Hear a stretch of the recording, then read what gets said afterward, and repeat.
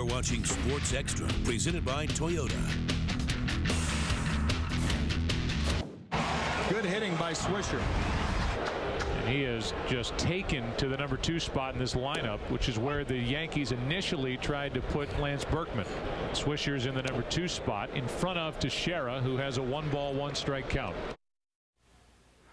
With us now, Jay Jaffe, columnist, senior columnist for Baseball Prospectus. He's also beginning to write this week for the Yes Network website. So if you want more Yankee talk, you can find him there too. And Jay, we hear Joe Buck and Tim McCarver talking about Nick Swisher in the 2 spot, and guys constantly call up talk radio debating batting orders. You guys have some evidence that suggests it doesn't affect a hitter's batting average or a hitter's on-base percentage as much as people think it does. Well, where it really matters is the team level, and it actually doesn't really matter all that much. The difference between, say, a pretty decent batting order and the best possible batting order is really only on the order of maybe about 10 runs a year, which is about 1 win. You know, you can tweak a little bit around the edges and gain a little bit, but really it's kind of overblown in terms of, you know, the level of attention that people give it.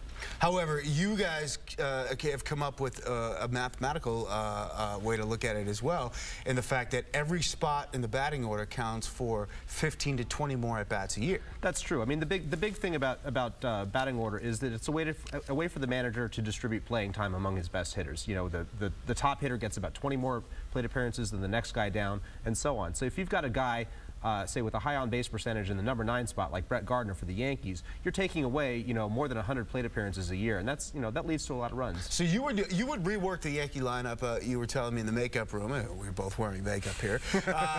How would you rework it?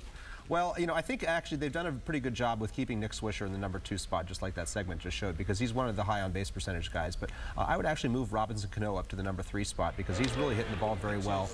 Bump Teixeira down to the 4 spot, maybe bump A-Rod down to the 5th or even 6th spot, and maybe move Brett Gardner up to get him a few more plate appearances. I think that would probably get them a few more runs. But you know, look, the Yankees lead the major leagues in scoring right now. They're not struggling, you know, to score runs that much. So it's kind of a political thing when it comes to optimizing the batting order. How much of this is mental, though, a batting order and where guys hit? We saw Jose Reyes in the 3 spot. The Mets won 9 games while he was there, and then he wanted to go back to the leadoff spot. How much of this is mental with hitters? It is. There's definitely, you know, there's more than we can quantify. There's a lot of mental stuff, and it's also it's a political thing in the locker room. I mean, you know, if Jerry Manuel puts Jose Reyes in the number 3 spot, he's going to have to answer to Jose Reyes and answer to other players in the team, and that it might end up being more trouble than it's worth. And you know, in the end.